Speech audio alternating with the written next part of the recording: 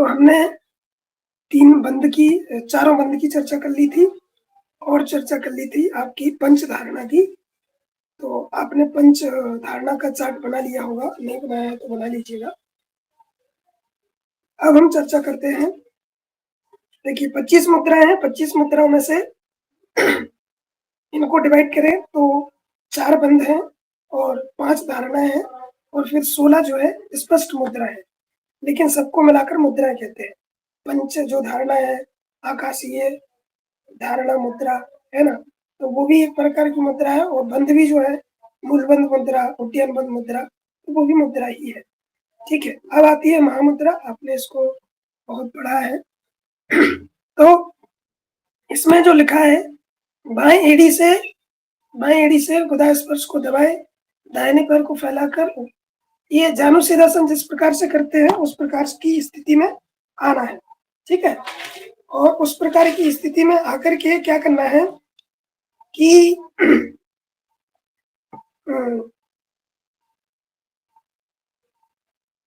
जो जानु सिरासन के समान आना है, वायु को पूरक कर कंठ को सिकोड़कर भूमध्य पर दृष्टि रखना है ना। कंठ को सिकोड़कर भौं के मध्य में दृष्टि रहे, यह क्या कहलाती है? महामुद्रा कहलाती है।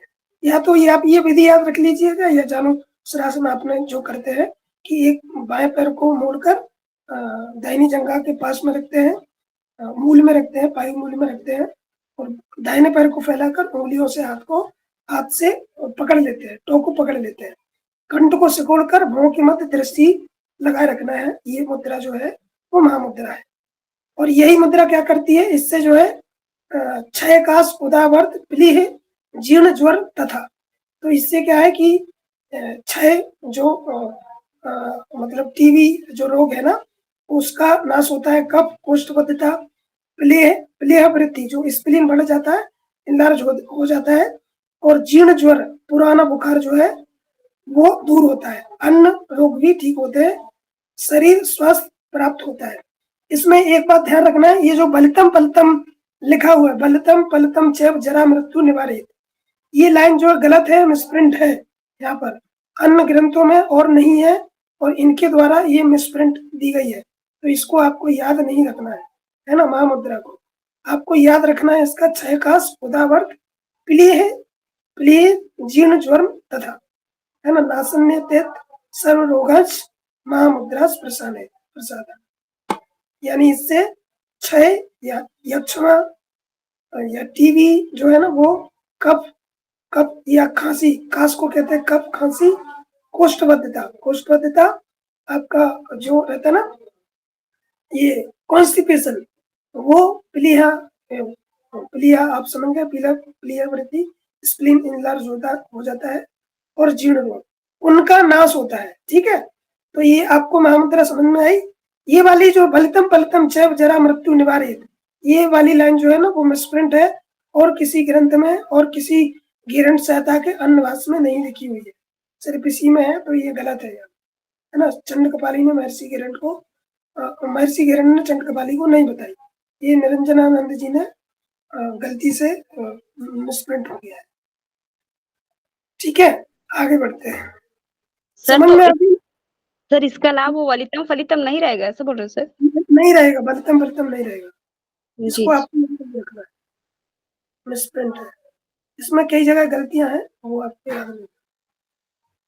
ये थी महामुद्रा। अब आती है नवो मुद्रा। नवो मुद्रा में क्या है? सभी कार्यों में कहीं भी स्थिर हुआ योगी ऊर्ध्व जिभ, मतलब कि जो जिह्वा है उसको तालु मूल में लगाना है ना, होकर कुंभक के द्वारा वायु को रोक ले, और वायु को रोकना है, कुंभक करना है। यह नवो मुद्रा योगी के सभी रोगों को नष्ट करने वाली नवो मुद्रा भवे देशम योगी नाम रोगी नाशनी, है ना। तो ये जो है खिचड़ी के समतुल्य भी ये मुद्रा बताई गई है ना, क्योंकि खिचड़ी में जिस प्रकार से जिह्वा को ऊपर लगाते हैं, तालु मूल में लगाते हैं, इसी प्रकार से इसमें भी लगाते हैं। तो ये मुद्रा जो है खिचड़ी के समतुल्य भी है, और इसको कहीं भी कभी भी किया जा सकता है ना। तो आपको क्वेश्चन बन सकता है, कहीं भी कभी भी किस मुद्रा को, गिरण संहिता के अनुसार किस मुद्रा को किया जा सकता है। और बलितम ये जो है खेचरी के समतल कौन सी मुद्रा है, तो वो नवो मुद्रा है, आपको याद रखना है। ठीक है, तो सभी कार्यों में और कहीं भी कभी भी कर सकते हैं इसको। जीव को पलटकर कुंभक करना है, ठीक है, और तालु मूल में इसको लगाना है। चलते बैठते फिरते उठते कभी भी इसको कर सकते हैं। ठीक, ये चीज समझ में आई आपको?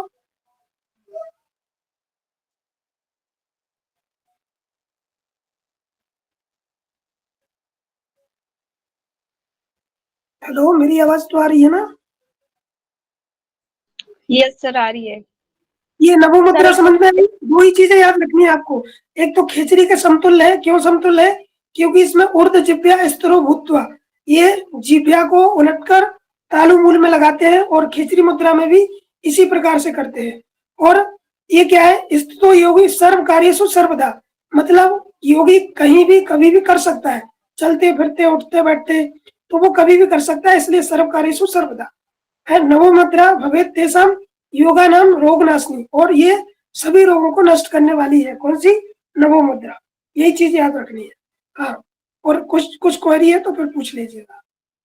ठीक है, तो मेरे ख्याल से ये समझ में आई होगी। नहीं समझ में आई? आ गई। ओके, अब आते हैं खेचरी मुद्रा पर, है ना। खेचरी मुद्रा की चर्चा चल ही रही थी, तो खेचरी मुद्रा में क्या करना है, भूमध्य पर दृष्टि लगाना है।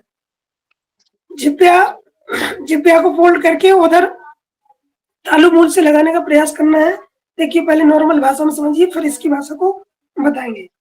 तो भूमध्य में दृष्टि लगाना है, और फिर क्या, दृष्टि लगाकर जीभ को फोल्ड करके तालु मूल में लगाना है, भूमध्य में दृष्टि लगाना है, और फिर दृष्टि लगाकर छेदन चालन भुवन करना है ना।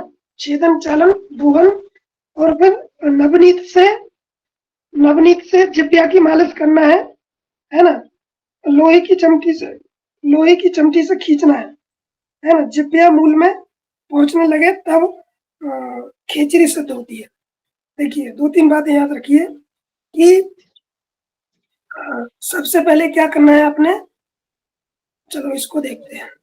इसमें जैसा लिखा है, जिभ्या और जिभ्या मूल को मिलाने वाली जो नाड़ी जिभ्या के नीचे है, उसका छेदन कर जिभ्या के अग्रभाग का निरंतर चालन करें।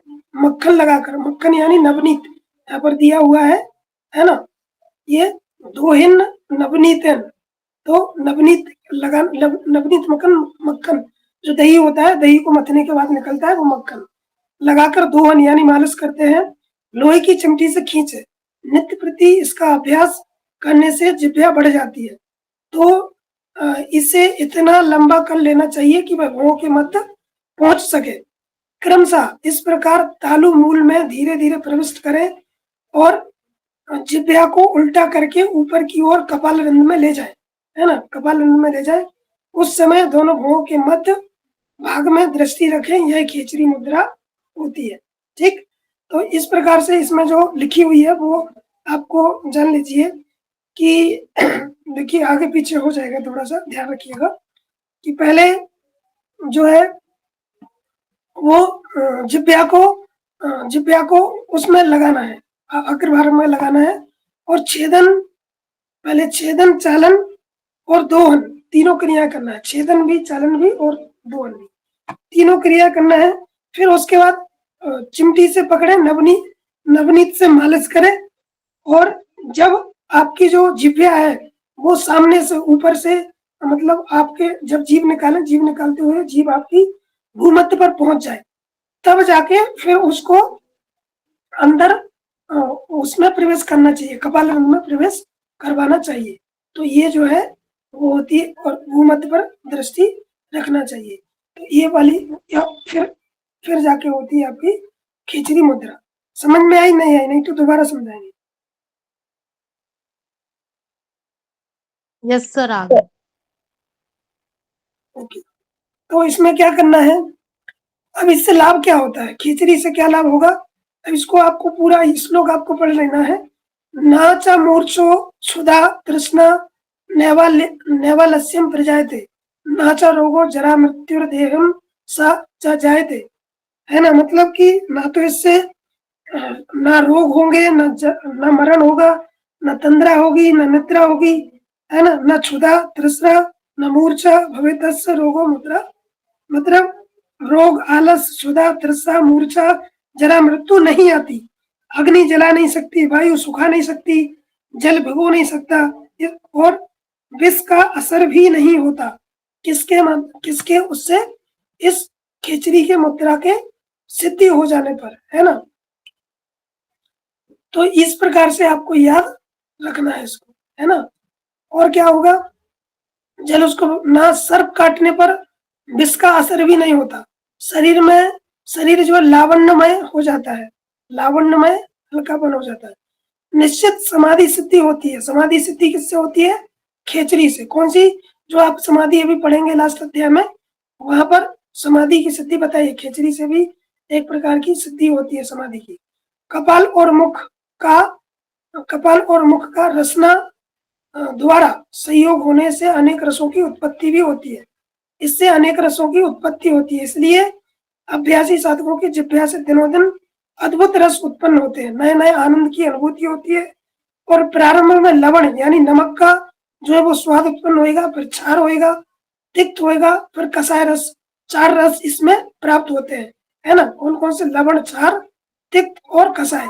पूछ लिया जाए किस प्रकार के रस खेचरी मुद्रा, किरण संहिता के अनुसार खिचड़ी मुद्रा का अभ्यास करने पर किन रसों का रसपान होता है या किन रसों का स्वाद मिलता है, तो आपको पता होना चाहिए। वो पूछ ले अम्ल, लवण, क्षार, तो ये आपको पता होना चाहिए। कसाय मधुर नहीं है, अम्ल नहीं है। तो ये तत्पश्चात मक्खन, घृत, दूध, दधी, तक्र, मधु और द्रक्षा और फिर अमृत आदि रसों का स्वाद भी उत्पन्न होता है। देखिए मधु भी यहाँ पर फिर उत्पन्न होता है, मधु भी रस उत्पन्न होता है। तो 5 रस इससे जो है वो इसका अभ्यास करते हैं तो 5 रसों का जो रस है उनका स्वाद आने लगता है, अनेक रसों की उत्पत्ति हो जाती है। ठीक है,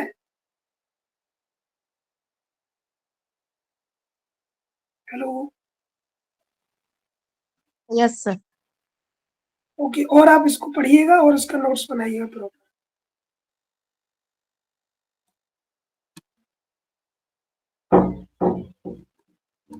अगला मुद्रा जो पढ़ते हैं वो है आपकी महावेद मुद्रा, है ना। महावेद के विषय में क्या दिया है कि देखिए एक चीज और बात बतानी थी आपको। जो खेचरी मुद्रा है इसमें जो है मालिश, हम जीभ की मालिश नवनीत यानी मक्खन से करते हैं। और आपकी जो हठ प्रदीप का है उसमें जो मालिश है वो हरण चूर्ण से बताई गई है या सेंधा नमक से बताई गई है। हठ प्रदीप का में भी। और आपके वो तो ये बताया कि उसे जब वहां कट जाता है ना तो वहां लगाना है उसको, तो ऐसे बताया है। हाँ, तो यहाँ पे नवनीत लगाना है, लेकिन वहां पर हरण चूर्ण को लगाना है या और सेंधा नमक को लगाना है ना। और उसको आप लगाने से भी बोल सकते हैं, मालिश करने को भी बोल सकते हैं। ठीक है, यहाँ पर जैसे दिया गया है। बात समझ में आई नहीं आई?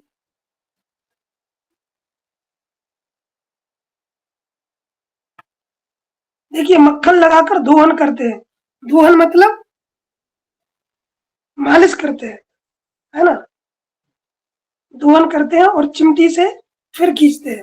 तो ये विधि आपको सेम मिल सकती है दूसरी जगह भी, लेकिन एक चीज जो डिफरेंस थी वो मैंने बताई कि वहां पर आप सेंधा नमक या हरण चूर्ण का उपयोग करते हैं, लेकिन यहाँ पर मक्खन या नवनीत, मक्खन की जगह नवनीत भी लिखा आ सकता है ना, ये नवनीत तेल, तो वो भी आपको याद होना चाहिए।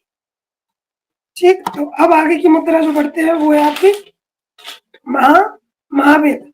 तो महावेद में क्या दिया गया है कि ये जो मुद्रा है, रूप यौवन लावण्यम नारी नाम पुरुषम बना। जिस प्रकार से नारी का अस्तित्व पुरुष के बना नहीं है, उसी प्रकार से जो महावेद है उसका जो है अस्तित्व मूलबंध और महाबंध के बना नहीं है ना। उसके जो महावेद है वो मूलबंध और महाबंध के बिना निष्फल रहती है।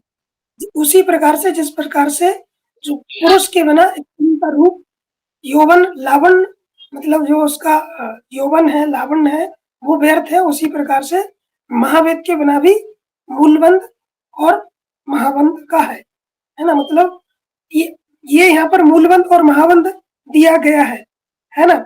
और जो आपकी घेरन हठ प्रदीप का है, उसमें महावेद, महामुद्रा और महाबंध के बिना बताई गई है कि महावेद और महाबंध और महामुद्रा के बिना निष्फल रहती है हठ प्रदीप के अनुसार।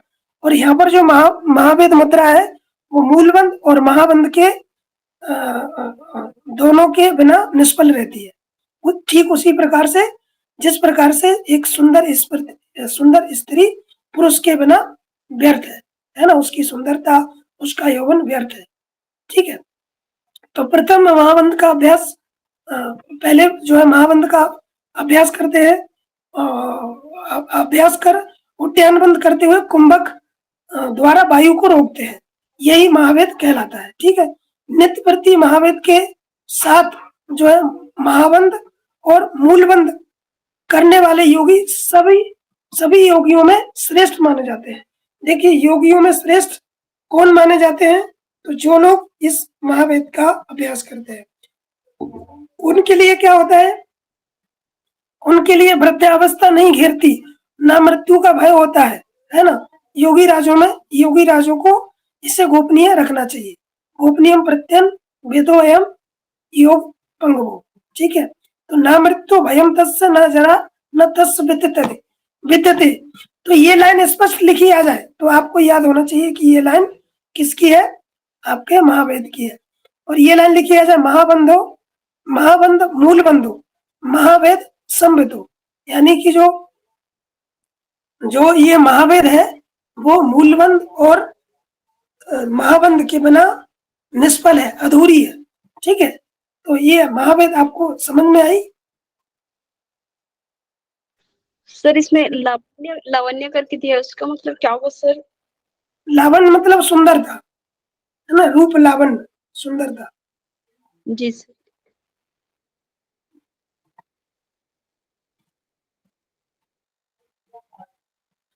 अब आता है विपरीत करनी।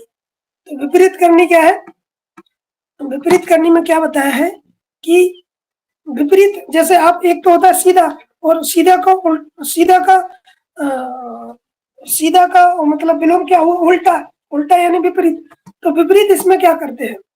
तो नाभि मूले वसेत सूर्यात स्था मूले तू स चंद्रमा, मतलब नाभि मूल में सूर्य रहता है और चंद्रमा जो है वो कहाँ रहता है? आपके सौम्य मंडल, या जो आपका पार्ट है जहां से सोमरस उत्पन्न होता है, सिर में, समझ लीजिए वहां पर क्या, तालु मूल में चंद्र का वास होता है।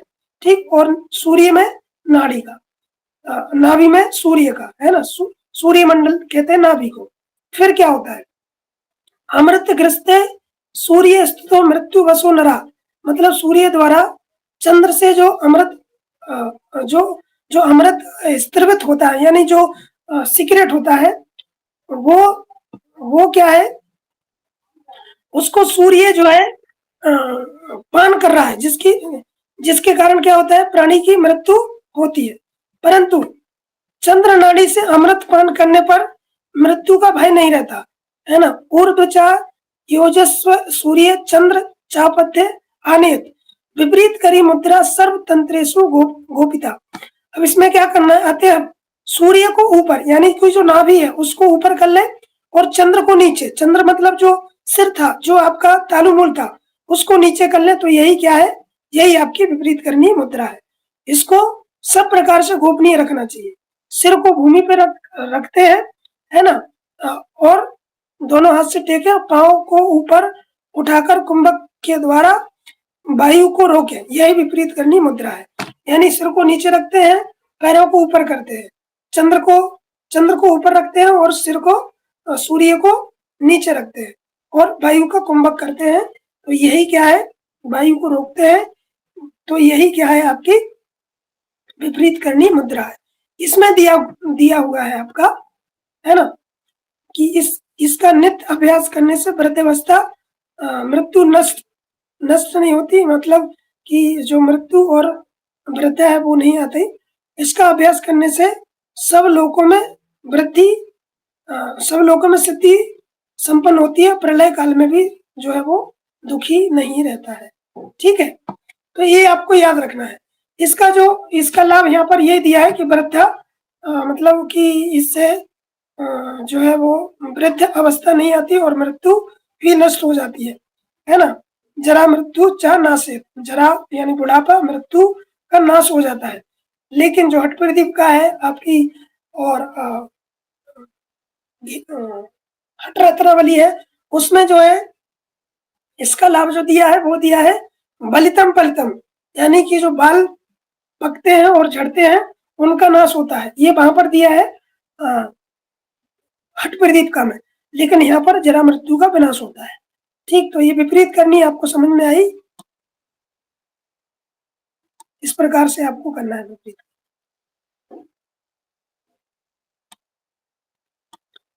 मेरे ख्याल से समझ में आ गई होगी। आगे बढ़ते हैं। आगे जो मुद्रा है वो है योनि मुद्रा। ये बहुत ही इंपॉर्टेंट मुद्रा है और यहाँ से क्वेश्चन आता ही आता है, आया है, पिछली बार आया था शायद, कि योनि मुद्रा को घिरन संहिता के अनुसार योनि मुद्रा को किस आसन में करते हैं। तो सीधा सीधा है यहाँ पर सिद्धासन, पद्मासन भी था, स्वस्तिकासन भी था। तो ये जो योनि मुद्रा है उसकी जो विधि है वो षडमुखी मुद्रा जो सामान्य तौर पर चलती है उस प्रकार से है। तो इसमें क्या करना है कि सिद्धासन में बैठना है। मेरी आवाज तो आ रही है? Yes sir. देखिए, सिद्धासन समासाध्यम कर्ण चक्षु नासा मुखम। कर्ण मतलब कान, आंख, नाक और मुख। अंगुष्ठ तर्जनी, यानी कि जो कान है उसको अंगूठों से, चक्षु को तर्जनी से, है ना, और मध्यमा से नासिका को, और अनामिका से ये मुख पर रखना है। तो उस प्रकार से उनको बंद कर लेना है। प्राणमाकस्य काकी वीर पाने योजित। इसका अर्थ देखते हैं। तो मुख को बंद करें काकी मुद्रा द्वारा, है ना, दिया है ना यहाँ पे, काकी वीर पाने, जिस प्रकार से कौआ जो है पान करता है, काकी मुद्रा द्वारा प्राण को खींचकर अपान से मिला दें, है ना। और शरीरस्थ क्या दिखा है, षट चक्राणी क्रम द्वयत्वा तू हंसम मनुना सुधी, मतलब शरीरस्थ षट चक्रों का ध्यान करते हुए क्या करना है, हूं अथवा हंस मंत्र से कुंडली शक्ति को जगाकर उसके साथ जीवात्मा को सहस्त्रार में ले जाना है। ठीक है, उस समय यह एकांत भावना करनी चाहिए कि मैं शिव के साथ शक्ति संपन्न होकर सुख पूर्वक विहार कर रहा हूँ। उस समय क्या करना है, शिव शक्ति समा योगा एकांतम, मतलब मैं एकांत में हूँ, शिव के साथ शक्ति उत्पन्न होकर सुख पूर्वक विहार कर रहा हूँ। शिव शक्ति के संयम में ही आनंद में स्वयंभू जो है वो ब्रह्म हो गया है। यह योनि मुद्रा है। इसके साधन से जो है क्या होता है, समझ में आई योनि मुद्रा कि ये जो षटमुखी मुद्रा हम जो करते हैं उसको सिद्धासन में बैठना है, षटमुखी मुद्रा बनाना है। ठीक है, और फिर षट चक्रों का ध्यान करना है, हूं अथवा हंस मंत्र का जप करना है, और कुंडली को जगाते हुए, है ना, कुंडली को जगाते हुए सहस्त्रार चक्र में ले जाना है। ये सब भावना पूर्वक करना है। एकांत में भावना करनी है।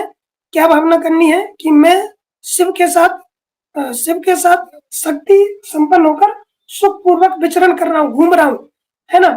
तो इसमें जो शिव शक्ति का संगम हो रहा है, इससे आनंद में स्वयं ब्रह्म हो गया हूँ, अपने आप को ब्रह्म मानना है, इसका अभ्यास करें तब। तो ये जो है योनि मुद्रा कहलाती है। और इससे क्या होगा, इससे होगा कि ब्रह्म हत्या, भ्रूण हत्या, सुरापान, गुरुतल्प गमन आदि पापों से मुक्ति मिलती है ना। देखिए क्या है, ब्रह्म हत्या, भ्रूण है, जब सुरापी गुरु तल्पगा। गुरु तल्प होता है कि गुरु की पत्नी के साथ छल करना, कुदृष्टि रखना। तो ये गुरु के साथ छल द्वेष करना, तो ये गुरु तल्प गमन होता है। आदि पापों से मुक्ति मिलती है। ब्रह्म की हत्या, है ना, भ्रूण हत्या, सुरापान किया, सुरापान मतलब मदिरापान, शराबपान, तो ऐसे पापों से मुक्ति मिलती है। तो योनि मुद्रा जो है अत्यंत गोपनीय क्रिया है। देवों के लिए यह यह सहज नहीं है। जो व्यक्ति इसका नियमित अभ्यास कर इस पर अधिकार प्राप्त कर लेते हैं, उन्हें समाधि की सिद्धि होती है। इससे भी समाधि की सिद्धि होती है। संसार के सभी महापाप, संसार के सभी महापाप यानी पापानी घोराणी उप पापानी यानी चा, संसार के सभी महापाप और उपपाप आदि योनि मुद्रा से मिट जाते हैं। इसलिए मुमुक्षु जनों को, मतलब जो मोक्ष के चाहने की कृपा रखते हैं, चाहत रखते हैं, उनको इसका अभ्यास करना चाहिए। ठीक है, योनि मुद्रा आपको समझ में आई। एक लाइन जो आपको याद रखनी है वो ये रखनी है, शिव शक्ति समायोगन एकांत, है ना, भूमि वायु भावित, ये चीज याद रखिए। दूसरी, ब्रह्म हा भूर्ण हा मतलब हत्या, ब्रह्म हा भूर्ण हा चैव सुरापाई गुरु तल्प गमा, तल्प पंगा, ये चीज याद रखनी है। और इसको भी कर्ण चक्षु नासा मुखम अंगुष्ठ तर्जनी मध्यमा नाम अग्ने विद्वा, और एक चीज ये सिद्धासन में करते हैं। ठीक, तो मेरे ख्याल से ये आपको जो योनि मुद्रा है वो समझ में आ गई होगी। सर ये ब्रह्म हत्या करके दिया है, उसका मतलब क्या हुआ सर? ब्रह्म हत्या एक प्रकार से ये बहुत अच्छा क्वेश्चन है इसका। ब्रह्म हत्या मतलब कि जो ब्रह्म में विचरण करते हैं, ब्राह्मण है, उनकी हत्या कर दी जाए, है ना, उनकी हत्या हो गई हो तो उसके पाप से भी मुक्ति मिलती है। ठीक है, जी जो सर। ब्रह्म विचरण कर रहे हैं, ब्रह्म का भ्रमण कर रहे हैं, उनकी मृत्यु कर दी जाए, है ना, तो भी इस मुद्रा के अभ्यास से जो है वो मुक्ति मिलती है। ठीक, ये थी आपकी योनि मुद्रा। अग्नि जो मुद्रा, अगली जो मुद्रा है वो है आपकी वज्रोणी मुद्रा। वज्रोणी मुद्रा में क्या क्या दिया हुआ है कि दोनों हाथों को दृढ़ता पूर्वक धरती पर टेक दे, धरती पर टेका देना, पैरों दोनों पैरों तथा सिर को आकाश में उठा ले। ज्ञानियों के इसे शक्ति संचार करने वाली, जीवन प्राप्त कराने वाली वज्रोणी मुद्रा है। यह योगियों के लिए मुक्ति देने वाली हितकारिणी सिद्धिदायिनी तथा श्रेष्ठ है। इसके प्रसाद से बिंदु सिद्ध होने के कारण साधक ऊर्ध्व रेतस्व में समर्थ होता है। जब बिंदु सिद्धि प्राप्त कर ली जाती है, तब पृथ्वी पर कौन सा कार्य सिद्ध नहीं हो सकता। हेलो, जी सर। आवाज आ रही है? जी सर जी।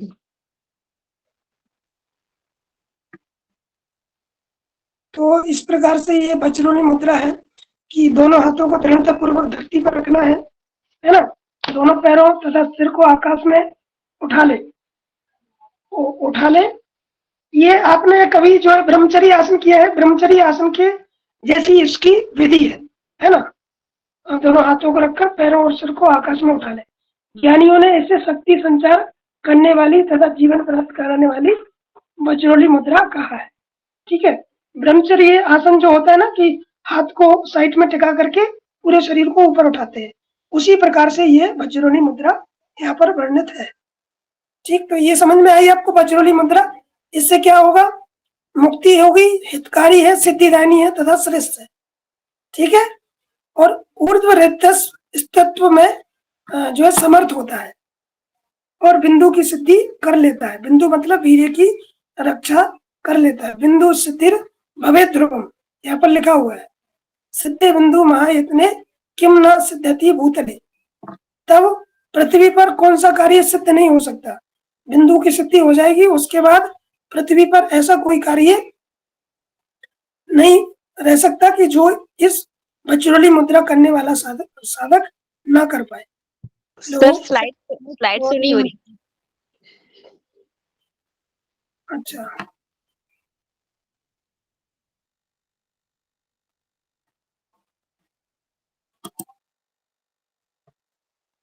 ये कनेक्शन थोड़ा गड़बड़ा गया है, तो शायद ये सब लोग लेफ्ट हुए। मेरी आवाज तो आ रही है ना? जी सर, आवाज।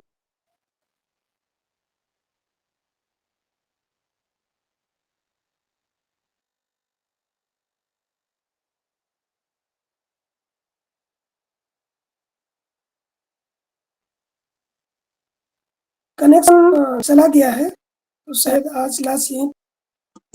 Hello hello. हाँ यस सर। हाँ हाँ सर। चलिए, तो इसके आगे की जो मुद्रा है उन पे चर्चा कल करेंगे, और आप मुद्राएं पढ़ ली हैं, उनका नोट्स बनाइएगा और क्वेश्चन और आंसर इस पर कल करेंगे। ठीक है, तो मेरा नेटवर्क लॉस हो गया है, नेटवर्क। तो आज की क्लास यहीं पर समाप्त करते हैं। रिकॉर्डिंग शायद ऑफ हो गई होगी अपने आप। मानसी जी, क्या हो गया? आप इस प्रकार से थंब ऑन है ये सर जी शांति पाठ, रिकॉर्डिंग। ये रिकॉर्डिंग ऑन है। चलिए, ऑफ हो जाएगी जब हम इसको शांति पाठ कीजिए। ओम शांति शांति शांति सर्वारिष्टसुरसात्तरभवतु। चलिए, सभी का बहुत बहुत धन्यवाद। सभी लोग लेफ्ट कर जाइए, जल्दी लेफ्ट कर जाइए, जिससे कि रिकॉर्डिंग ऑफ हो जाए।